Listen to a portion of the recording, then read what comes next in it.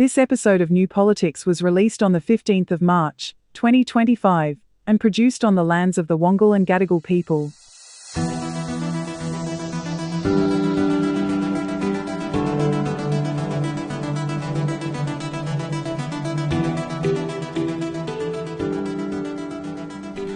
And hello to you, David. So that's one election out of the way with the WA election on the weekend, and we'll start ramping it up pretty soon for the next big event, the federal election, which will be coming up soon.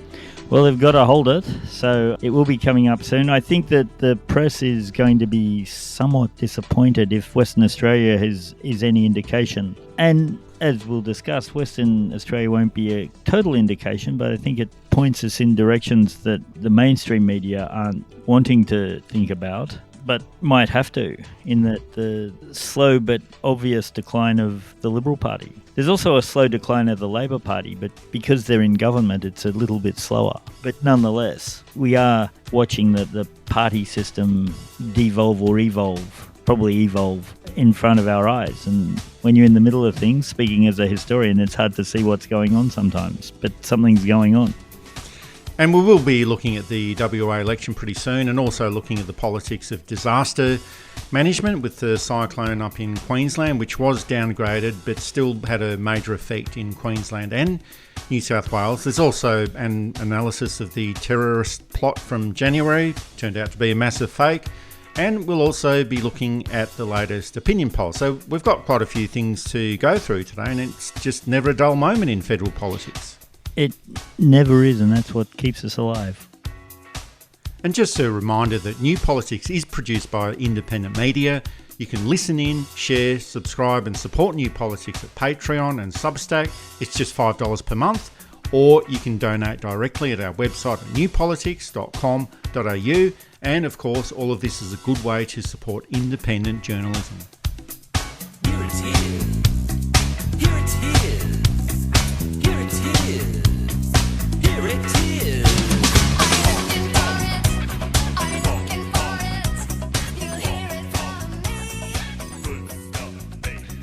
The WA election last weekend went according to plan, and it was a third consecutive massive victory for the Labor Party. It looks like it will hold on to 45 seats, and the Liberal Party is likely to win 8 seats. And that is quite a mediocre result. It's what we expected, but it's still a poor showing and suggests that there's still a lot of problems with the Liberal Party over in the West. And because it was very clear who was going to win the election, and David, I think you and I actually announced the election result about a week ago, but the discussions on the night moved pretty quickly over to what the results mean for the federal election, which is coming up very soon.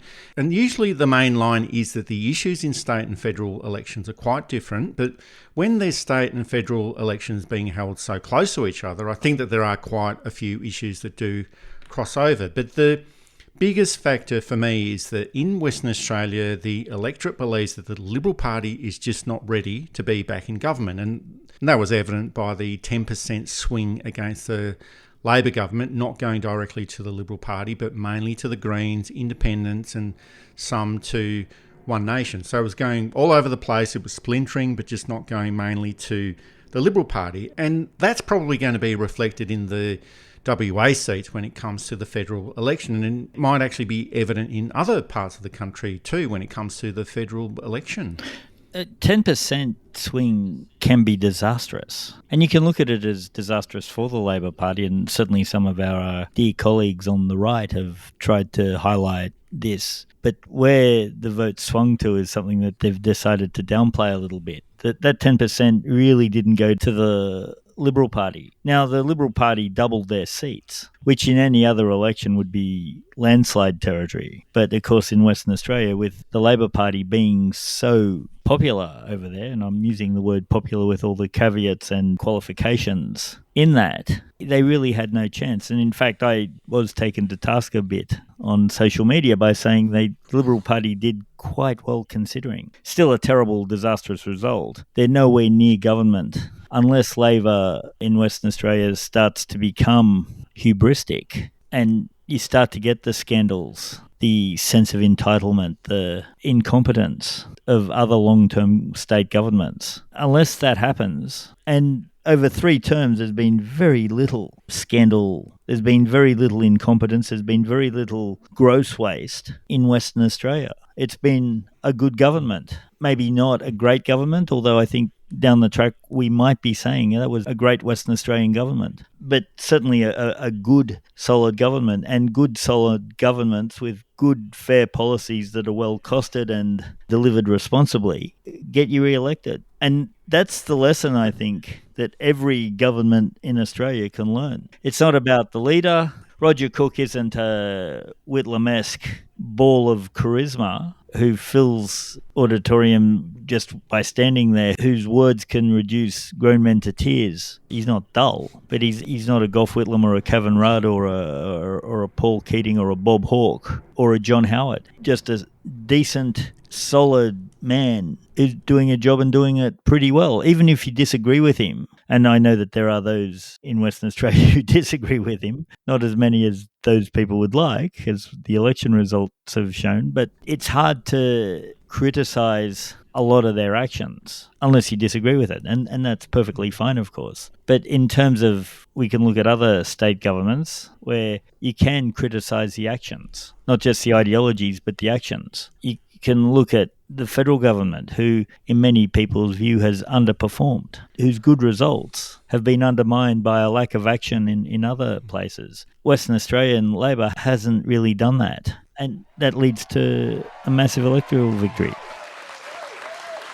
To all the members of the WA community watching at home, good evening. Today, Western Australia has voted for a future which is made in WA.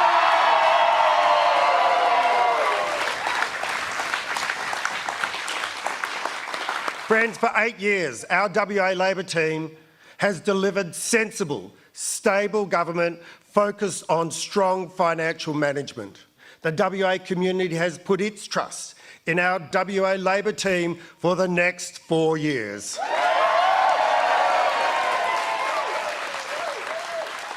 Well, it's a funny sort of result, really, and it's not often that a 10% swing against it is actually celebrated by a government and doesn't result in much joy for an opposition, but that's exactly what happened. And this is essentially because of what happened in the 2021 WA election, and that was the highest of high watermarks in any form of election in Australia. And this election in 2025, well, that was always going to be seen as a bit of a correction, but 8 seats for the Liberal Party, well, you could argue that that's a 400% increase, but it's still the second biggest election defeat for the Liberal Party in Western Australia. And unless something drastic happens in WA, as you referred to before, it will probably keep the Liberal Party out of office after the 2029 election. And things can change pretty quickly in politics. We all know that, and it doesn't really matter how well a government is placed. There's always that element of the electorate wanting to try something different, and it will be 12 years by the time of the next election in WA. Governments become complacent, as you referred to. They think that they'll be in office forever.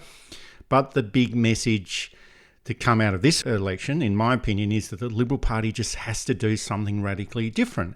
You know, certainly in Western Australia and probably for the rest of Australia as well, and certainly for federal politics. And I just get the sense that it's probably not going to be changing too much. And one of the new members of Parliament is Basil Semplis, and he was the Lord Mayor of Perth, and now he'll be angling to become the next Leader of Opposition now that he's in the WA Parliament. But it's pretty much more of the same. He went to the same elite and privileged school as Christian Porter and Ben Roberts-Smith. But when he was criticised for not being supportive of women and for being a polarising figure, and the accusation was made by Labor's Amber Jade Sanderson on election night, he just launched into a bit of angry, shouty mansplaining and interrupted and spoke all over the top of her just to confirm what she had just accused him of. Our view is that you are a polarising figure, particularly around women. You have closed a women's shelter. We are contrast with the Labor Party. John who has Kerry sitting next to you knows that's not true. It is impossible for a mayor to do anything on their own. You contrast that. And, Amber Jade, that women's shelter is open and operating and supported by the City of Perth. We contrast that with a Labor Party and a Labor caucus with more than 50% female representation, with significant female representation in Cabinet and a leader who supports women and Amber Jade, promotes do I women. need to remind you that when there was a change of leadership of the Labor Party, 3 people put their hand up. 2 of them were women, 1 of them was a man. And the Labor Party chose a man over 2 women. We have a female leader of the Liberal Party. And the WA Liberal Party probably won't have a woman leader for too much longer. Basil Semplis is on the warpath. He's the Manchurian candidate for Kerry Stokes, and pretty much no one is going to get in his way. And I think this is a real problem, and you cannot have media owners or proprietors imposing their preferred candidate on the electorate of Western Australia, or for any state for that matter, or federal politics. And some of you might think, oh, well, what's the issue there? Rupert Murdoch does that all the time in federal politics, so why can't Kerry Stokes do the same? Well, it's a problem everywhere pretty much. And just to point out that of the 8 MPs for the Liberal Party in WA, only 2 of those are women. And I know that we're talking about low numbers, but that is only 25%. So once again, the wrong type of person has entered Parliament for the Liberal Party just at a time when they need to tone down the aggro, be a bit more positive and get some decent policies out there as well. It's like they'd learnt nothing from the last federal election. They lost the heartland. The Liberal Party heartland is gone. And I know that now the mainstream media is saying, 4 Teals are at risk of losing their seats. I don't think they are. And if they do lose their seats, they won't lose them to Liberals. The solution for a long time was, we weren't right-wing enough. We've got to move further to the right. Look what happened in America. Moving further to the right, further to the right, further to the right. Now, in 60 days, the economy's gone. All the great American institutions are either gone or compromised, and the place is a mess. And that's what they want here, because they're the media owners and other exceptionally wealthy people don't want government interfering in their life. And Basil Semplis, I think, is really yesterday's man. Oh, we're always looking for different issues or anomalies to see how that can be applied to different election outcomes. And one big issue for me was the voting in the seat of Fremantle. And this is a very safe Labor seat. And there was a Climate 200 backed candidate, Kate Hewlett, and she achieved a 27% swing against the Labor Party. Now, she's probably not going to win that seat. It's still very, very close. But that's a consideration at the next federal election. The Climate 200 group is supporting 35 candidates at the federal election, but only 4 of those are in seats held by the Labor Party. And the theory was that Climate 200 wasn't going to run against Labor seats or Labor-held seats because it felt that at least the Labor Party was trying just a tiny little bit on climate change issues, but the Liberal Party wasn't trying at all. But after the batch of new coal mines and gas fields that the federal Labor government has approved of since it's been in office, and the result that Climate 200 would have seen with one of its backed candidates in the seat of Fremantle, in a safe Labor seat, well, it might end up changing that strategy. And there's also a couple of other factors. And one issue that was constantly brought up in this election, WA election, was that the Liberal Party only held 2 seats before the election, so they couldn't have been expected to pick up votes or do well. But the WA Greens, well, they didn't have any seats at all. And while they didn't actually pick up any seats in the lower house, they did pick up seats in the upper house, but they did double their primary vote. And there's a couple of other matters, as you referred to before, David. The electorate seems to be quite happy with the Labor government in Western Australia, and I think this election result suggests this, as did the election result in 2021. But the electorate can see that there's a lot of infrastructure being built. There was a new train line that opened up to Ellenbrook a few months ago, and I'm not suggesting that all a government has to do is open up a few train lines and they'll just keep getting re-elected, but they did have a unified team. They appeared to be competent. There's very few scandals. And if their opponents just keep offering endless criticism, negativity, and a culture of complaint, which is exactly what the Federal Liberal Party is doing, well, the Labor Party is probably going to be in office for some time to come. And I think it's a similar factor that could be applied to federal politics in the lead up to the next federal election. Yeah, governments have to be seen to be doing substantial things. And it's not just opening rail lines, but what rail lines are they opening and why are they opening there? If we go back to New South Wales and Andrew Constance building railways at the wrong gauge for the trains they'd ordered, costing billions of dollars to repair. Ferries that didn't fit under bridges. The Transport Minister before him, some National Party member who I can't even remember. Was it Duncan Gay? Yeah, I think it was Duncan Gay, yeah. Like such a mediocre, I struggle to remember his name. Ripped up bike lanes because he couldn't stand being stuck in traffic while bikes zipped past him, so he ripped up the bike lanes. He was the one who said that, he was going to be considered a god of transport when he was finished. And Victorian Liberal governments too, putting in toll roads that didn't lead anywhere. That was another New South Wales issue. We're starting to see it in Queensland with Chris Fully. I'm leaving Hobart out of it because it's a bit unfair, because Hobart has different challenges. And hello to our Tasmanian listeners. Not because it's a bad place, but the island makes things a bit more difficult to do in the same way as you do them in the mainland. But certainly there was waste and buildings for the sake of building rather than building for the betterment of society happened down there. Labor in Western Australia essentially did a decent job. And I think that's the one lesson that all governments and oppositions can learn. Just do your job. Just do your job and do it properly. Do your job, do it properly, and it increases your chances of re-election. And you can sustain a 10% swing. Not many governments can say that. Normally at 8%, you're gone. Here they are 10% and with a, 35 or 40 seat majority. I don't know that the upper house is sorted at the time of recording, but it looks like that Labor's going to have a fairly strong majority there. It's normally at this point that the right wing come out and say, where are the checks and balances? A party can be too strong and they're going to act like a dictatorship, which only ever happens when Labor's in that position. When Liberals in that position, this is correct and as it should be. The government needs that mandate to be able to do everything. Yeah, the lesson, I think, is do your job well and you'll be mostly properly rewarded for it. And we just have to work out which governments are going to take heed of this lesson. The lesson that they'll come up with is we didn't go far right enough. We had too many lefty greenies running in our seats, and that's why we lost. But yeah, the lesson really is do the job of governance and you'll be rewarded. This is New Politics with Eddie Djokovic and David Lewis, the best podcast on Australian politics and news commentary. You can support us through Patreon and Substack, and also find us at newpolitics.com.au.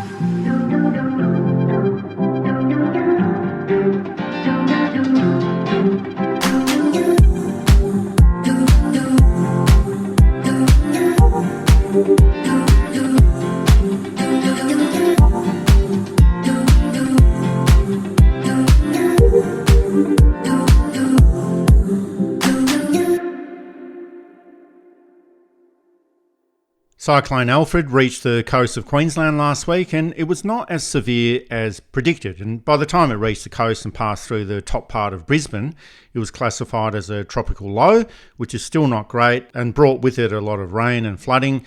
But that wasn't enough to stop all the conspiracy theorists and right-wingers to claim that all the preparation and sandbagging to protect people was all woke behaviour and was all done for nothing. And even suggesting that a cyclone isn't anything like a hurricane. And I just wanted to point out that cyclone, hurricane, typhoon, well, they're all different names for the same thing in different areas of the world. So, short lesson in meteorology. As I understand it, it's to do with cyclones go clockwise, hurricanes go anti-clockwise, or vice versa. Yeah, that's right. And they're exactly the same weather sorts of events in different parts of the world. If you're hiding behind your fibro wall watching your house being torn apart, I'm sure you don't care what way the wind is blowing.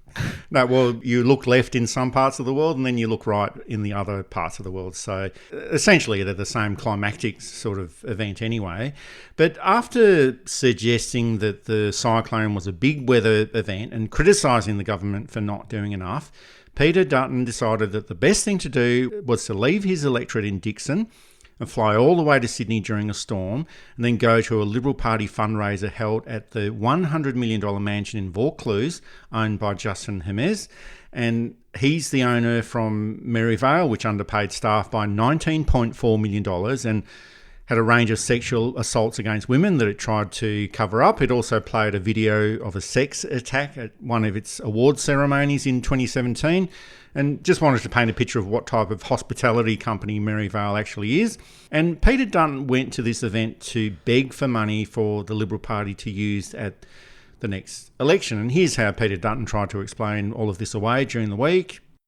You've copped criticism for flying out of Queensland just ahead of Cyclone Alfred's arrival to attend a fundraiser in Sydney with billionaire Justin Hermes. Do you think that was a good idea in hindsight?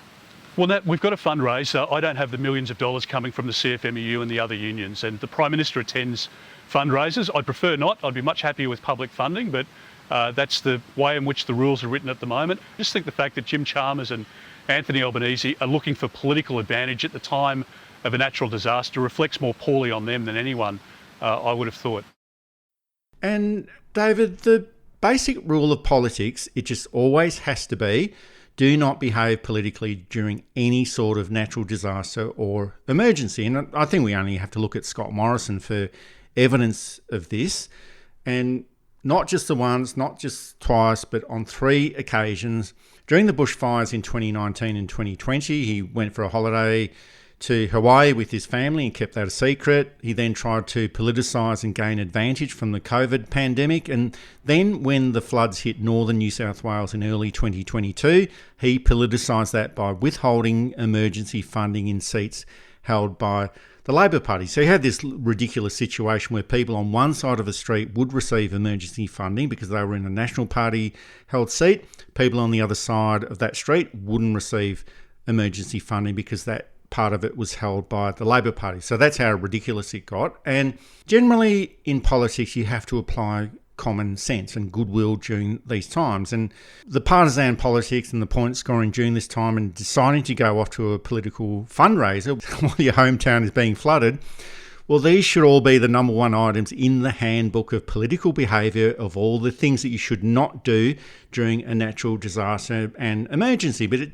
just doesn't seem to be in any of Peter Dutton's handbooks. I did have a quick look in there, but Peter Dutton's handbooks just seem to get into poor political behaviour and point scoring at every opportunity. He should have said, I don't stack a sandbag, mate. It was so tin-eared. The organisers wouldn't have complained if he said, look, my seat is under threat here. I better get up there and help coordinate efforts and just be there in case there's something that I can do that. And the organisers would have said, yep, we get that. We can put this off. It shows his priorities. And his priorities are not the people of Dixon, the people of Queensland or the people of Australia.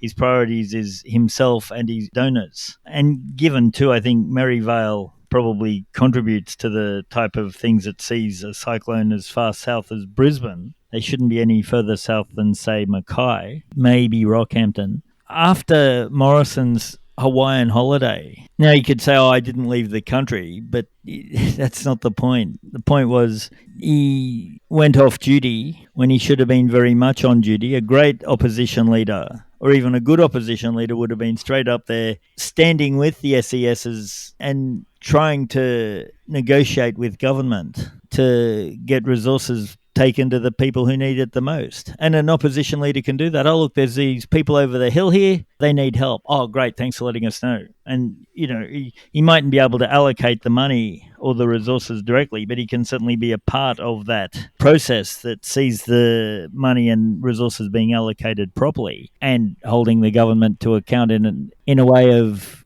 you've helped here, but this area also needs help, or this area is now on its feet. We can now move to other places in a non-political biased kind of way, but in an actual practical kind of way. He showed that he's not up to the job. He showed that he's not up to he's no better than Morrison. Morrison never really understood why people were upset with him that he went to Hawaii, eventually blaming it on the promise he'd made to his wife. And the kids as well. He blamed his kids. Peter Dutton, I don't think, I'll be fair to him, he hasn't done that. In fact, I don't think he's said anything, has he? Yet he hasn't had to say anything. His actions spoke volumes. And I think in these sort of situations, even if you're not genuinely that concerned about your own electorate, you do these sort of things to keep up appearances if you're a politician. It's also a case where hypocrisy, double standards, triple standards, quadruple, whatever you want to call it, well, this plays a big part of politics where positions can change quite often, but the big key in politics is not to be so obvious about it. And that's the key part of being a successful politician. But Peter Dutton, well, he tells everyone what they should be doing, slags off the Prime Minister, tells everyone not to behave politically, and then goes off to do what he's accusing everyone else of doing. And, you know, not the following month or the following week or even the following day, but on the same day. And within hours of telling the media that the Prime Minister wasn't doing enough and rubbishing all of the government's efforts and saying that everyone needed to help out, Peter Dutton was boarding a plane to Sydney, off to Vaucluse to 20 special guests who paid $25,000 each to listen to his words of wisdom. And who knows what he actually said. He probably told them all that the cyclone was woke, and it was all a little bit hilarious that Queenslanders had water lapping at their doorstep, or maybe he berated them for not helping out in Brisbane, or whatever the case might have been. It was just a bit of rain. I saw some cooker on Channel 7. I was at doctor's surgery or something, and the news was on, and this guy was refusing orders to get out of the area, to evacuate, because he said it's just a bit of rain. Well, it's a lot more than just a bit of rain, but David, it must have been a really, really, really fun night because they raised $500,000 for the Liberal Party. So that was obviously more important to Peter Dutton than staying in Brisbane and helping out his local community. Yeah, there's going to be people who'll try and defend it, but it's indefensible. Even if he flew in for half an hour, looked around and said, this is being well run and I'm not needed here, so I'm heading back to New South Wales to be out of the way. Or he could say, look, sorry, I've got to stay up in the Queensland to look after the cyclone issues. Here's Susan Ley in my spot. Yeah. That's why you have a deputy leader. Yeah, exactly. He has no political judgment. He has no insight. He has no wisdom. He has no judgment. If he didn't have a soft press, he wouldn't have gotten anywhere near a front bench seat, let alone leader of the opposition and potentially, though I think extremely unlikely, Prime Minister. And it goes back to what we were saying. The Liberal Party keeps repeating the same mistakes and wonders then why they don't work. You've got to get rid of the faction that supports Dutton, or you've got to take the power off it and look at why a Liberal Party losing to Teal candidates. And let's not forget the Teal candidates probably agree with 60 or 70% of Liberal policy, and most of them are philosophical Liberals, which a lot of progressive people are very disappointed with, but they've never said anything different. They've never hidden that. But where they change is that they're, one, a little bit more moderate, even in where they've got the broad agreement, and two, it's the environment, stupid. That's what it gets down to. People are concerned. People are seeing cyclones in Brisbane, and that's as far south as Coffs Harbour. Will we get them in Newcastle, Sydney, Wollongong? One hopes not, and one thinks it's highly unlikely. But it was impossible for Brisbane to have cyclones, and here we find ourselves. And during the cyclone event last week, the media kept on badgering the Prime Minister about the announcement of the next election, and the narrative was that the cyclone had completely ruined the election timing for Anthony Albanese, even though he's consistently said that Parliament was going to run full term and the election was going to be held in May. And sure, I can imagine Albanese would have been tempted to call the federal election the day after the WA election, given the result there was much better than expected for the Labor Party. But personally, I just don't think that there's that much difference between an election held in April or one held in May. Now, the speculation was that because of all of this, the government now has to announce a budget, and that's going to be bad news for Albanese. But the point is that this is what governments do. They announce budgets. And then the next issue that was given was that it also gives Peter Dutton a platform to perform in the budget reply. And still not sure what the problem here is, because hardly anyone pays very much attention to the budget reply. And my feeling is that the more the electorate sees of Peter Dutton, the less likely they are to vote for the Liberal Party. And then the next issue that was raised was that a May election has got the campaign running over Easter and school holidays, again, big deal. Whatever advantage or whatever disadvantage there might be for the government would also apply to the opposition as well. And my feeling is that the Labor government would be very, very happy to hold the election in May for as long as or hold off for as long as possible, because that gives them more time to focus on Peter Dutton, who is unravelling at the moment.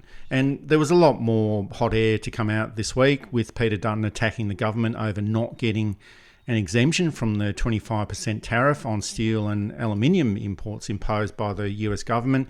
Now, no other country has received an exemption, but Peter Dutton also claimed that he would be able to get an exemption. He didn't actually outline how this would happen, but not only is he like a balloon filled with hot air, but he's a diluted balloon filled with hot air, and it's starting to eke out a little bit or ease out a little bit. And I really don't think that this whole thing about being supportive to the United States or the Republican Party or to Donald Trump in the US, I just do not think that is a vote winner in the current circumstances. But I suppose Peter Dutton will try hard to exploit all of these issues because that's pretty much all he's got.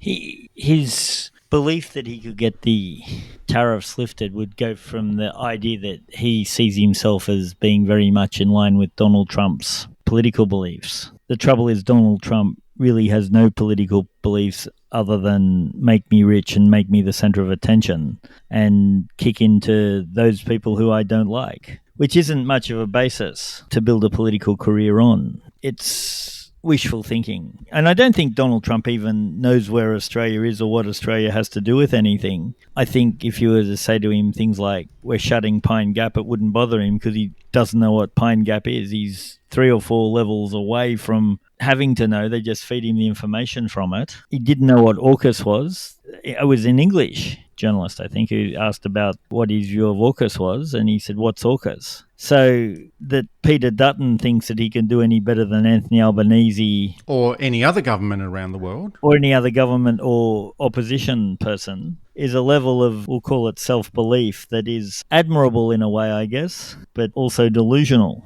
What is this saying? It was said about one of the war novelists. I wish I had the confidence on anything that Dutton has on everything. He's been a disaster. One of the reasons that he's kept there so long is because that there is literally nobody else, which is very sad. But unless they gain something like, well, let's call it the reachable but highly unlikely 8 seats that I think they can win, they still don't hold government there, and I don't think even really they become a slightly stronger opposition. But I don't think they can gain more than 8 seats. He's got to do that, I think, to hold his job. If he does any worse, they will have to look around and see who else is there, because that type of performance doesn't bode well to hold on for another 3 years while you wait for the next election in the hope that you might gain another 12 seats after then.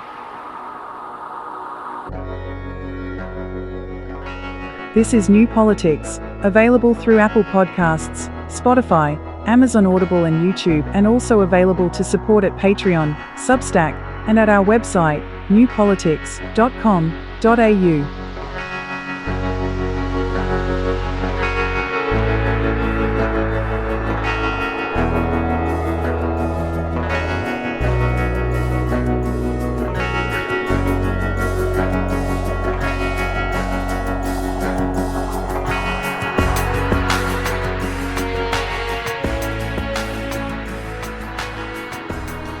There was another big issue during the week, and it relates to the fabricated terrorist plot in January, where a caravan on the outskirts of Sydney was not filled with explosives ready to be detonated.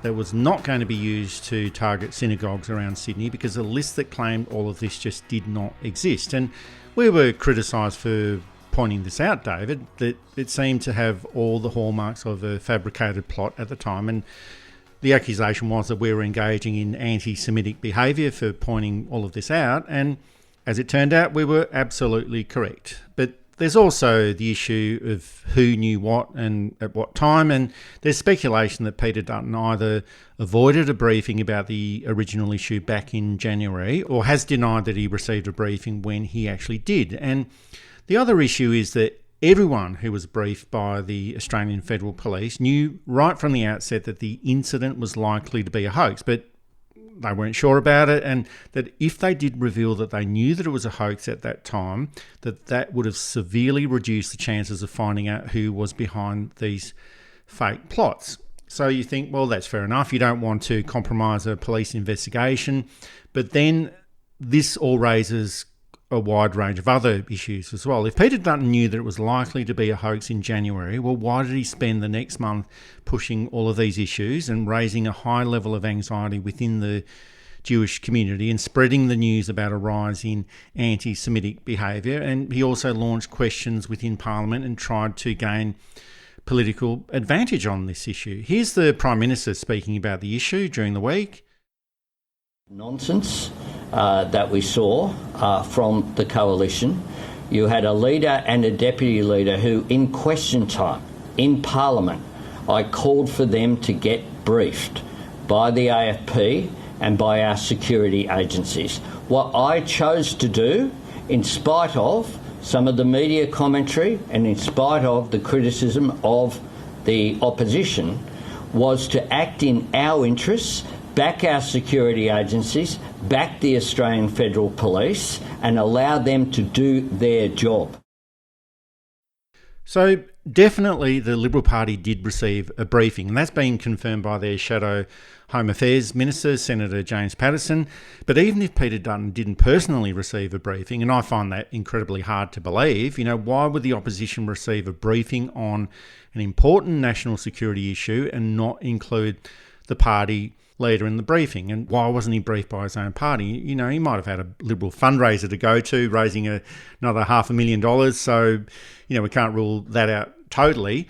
And there's also other questions that need to be asked of the New South Wales Premier, Chris Minns, who also would have known about the potential of this being a hoax. And after this event, the New South Wales Parliament fast-tracked and introduced draconian anti-Semitism legislation. And of course, David, there's no question about this. We have to stamp out anti-Semitism. But there's already a long list of strong laws, both at state level and federal level, to stamp this out. So that brings up another question. Who's behind some of these real attacks that were happening in the eastern suburbs, and who's behind this fabricated terrorism plot?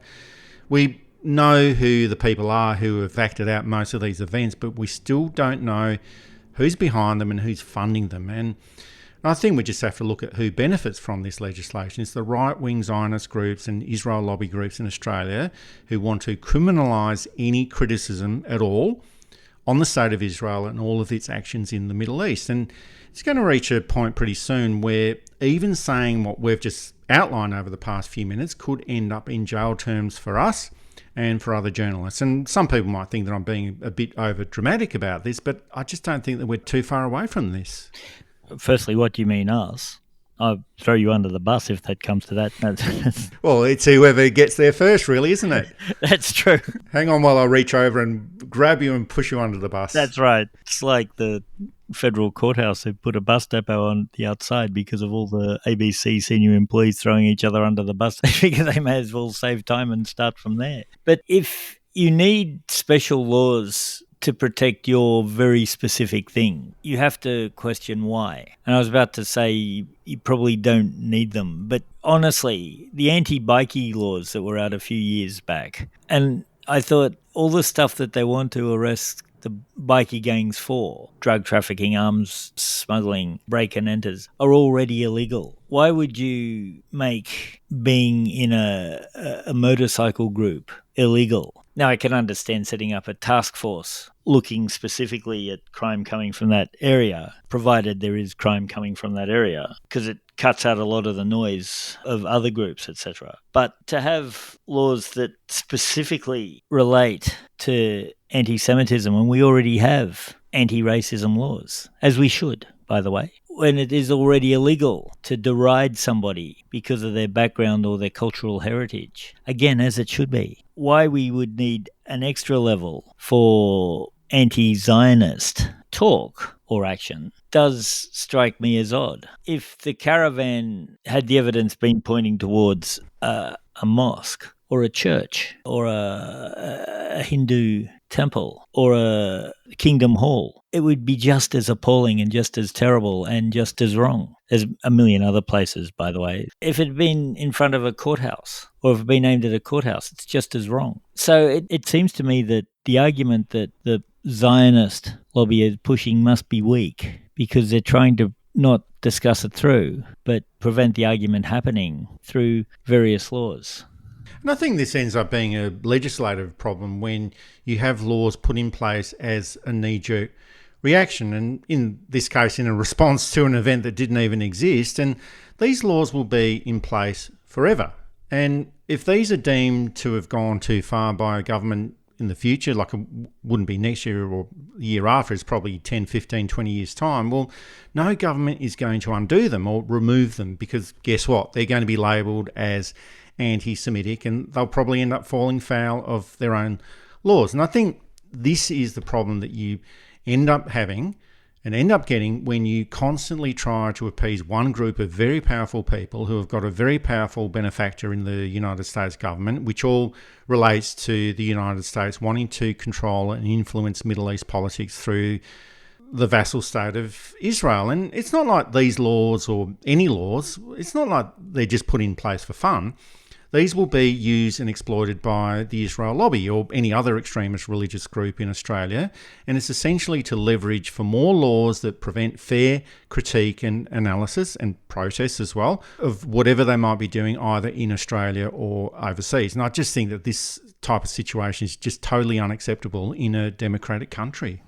It's totally unacceptable. Ideas, of course, yes. Passionate disagreement, definitely. Up to, but not violent, physically violent disagreement. Definitely. You can hate the person you're arguing with. That's fine. You can love them like a family member. That's fine too. The second we start to try and determine what we can and can't argue about is the second that the democracy is in trouble. We already have enough suppression of discussion of ideas from our mainstream media. As Victoria said last week, most of the mainstream media is now a political, not an information conduit. It was so odd that international criminals apparently set this up. I don't know if that's some kind of code for something else, but I'm pretty sure that most international criminals don't want to get the attention of the police in such a way. So again, there's more of the story to come out. But I'm hoping it's the end of this false narrative of anti-Semitism. And I've said it before, if everything's anti-Semitic, then nothing is, and it just opens the floodgates for genuine anti-Semitics and racists to come out and say the most appalling things with no recourse because you've completely undermined any argument against it. And this is also related to a report from the Home Affairs Department all the way back in November 2023. And that was soon after the October 7 massacres. And the report contained all of this information suggesting to the government that the one-sided support for Israel coming from the government and pretty much supported by the opposition was creating problems for social cohesion. And essentially the Palestinian and Islamic communities of Australia felt that they were being completely neglected and just had no friends within politics. And this support diminished even further after the genocide and actions by Israel against Palestine commenced and continued through most of last year. And some of this evidence is the $7 million that was given to SBS television and AAP to work against disinformation about Islamic communities in Palestine, and zero was given to Palestinian or Islamic community groups, yet $25 million was given directly to the Executive Council of Australian Jewry. So there's one group that gets all the attention and all the support it needs, changes to legislation and new laws and funding, even when the actions against this group are faked, but real Islamophobia, there's nothing, there's no support, barely a word of political support. And there was a report released during the week that showed that since 2023, the rate of Islamophobic attacks and incidents against Islamic and Palestinian people has doubled. So this is where the problem is. There's very little support provided to one part of the community, but every level of support given to another. And I think that's something that needs to change. It's unlikely to change over the next couple of months before the next election, but it's something that definitely needs to change over the long term. We can't go on like this. We just can't. We've got to be fair to Absolutely everybody. Everybody is equal before the law. Everybody is equal when it comes to voting. In terms of abilities and other things, there's a bit more work to be done, which may never be able to be done. But in terms of what do you do, what do you say, how do you behave, it shouldn't matter who you are, you get treated the same. And there shouldn't be extra levels for ideologies that really have no part in Australian discourse. And I'm talking about any ideology.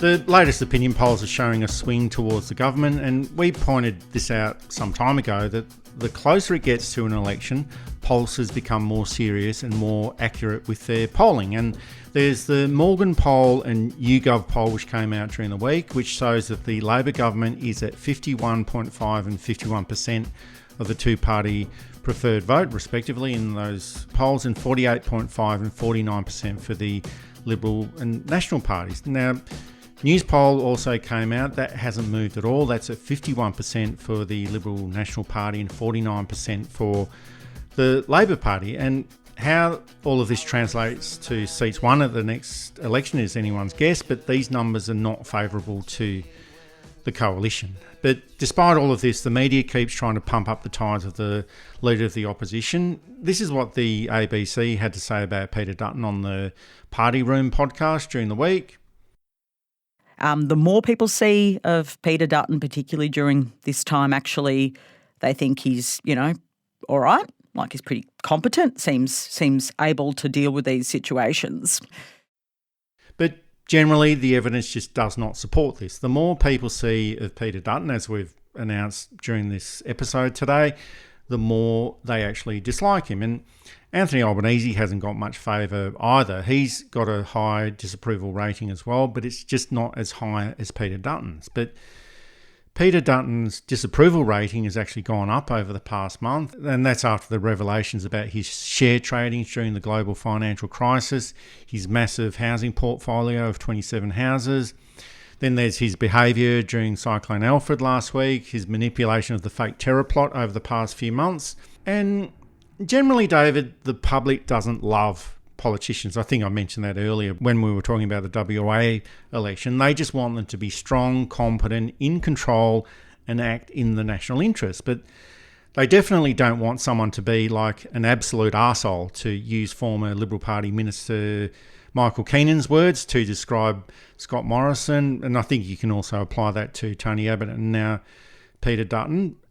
Generally, the electorate doesn't like politicians to be like the absolute arsehole. And the polls will start showing this up very soon as we get closer to the election. And I think that it's likely to be a reflection of the Western Australian election. Not as severe, but there will be a movement away from the federal Labor government. But it's just not going to go to the Liberal Party because there's a perception that they are just not ready for government federally. And it's difficult to predict what sort of outcome will come out of this, but definitely the Liberal Party is not ready for government. I think the opinion polls and the electoral results so far are suggesting that, and under Peter Dutton, they'll probably never be ready for government. Yeah. And I know that we've been, this could be the Peter Dutton episode today, but we're laying in the boots of Peter Dutton, but I just think that it generally is not a good politician, and I just don't think that he'll be good for government. He clearly won't. Voted the worst health minister by doctors, and Australia hasn't had a glowing performance of great health ministers. We've had some very good ones, don't get me wrong, on both sides.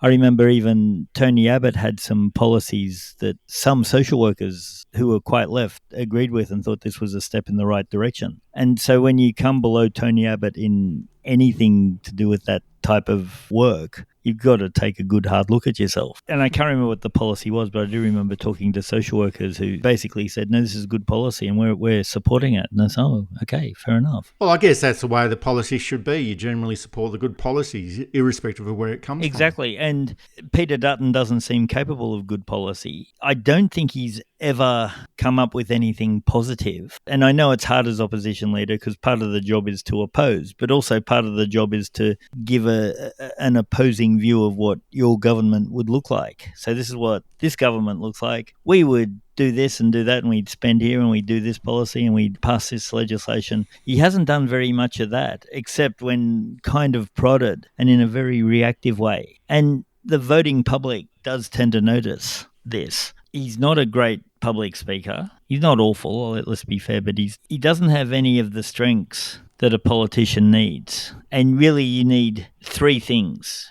And really 2 out of 3 things. You need to be a good communicator, a good administrator, and a good people person. If you've got 2 of those 3, you'll be fine. Actually, maybe good policy, good communication, and good people person. You can get away with one of those. Edward Heath, the British Prime Minister, was very successful despite not being a terribly good communicator and not being terribly good with people. But he was very, very good at policy and its administration.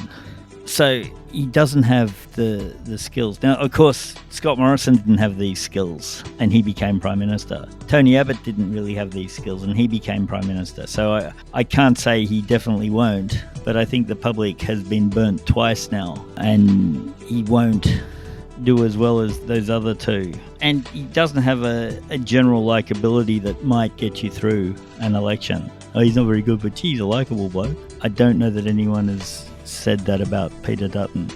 His wife assured us he wasn't a monster, which even at the time didn't seem like terribly good PR, but there we have it. That's it for this episode of New Politics. Thanks for listening in.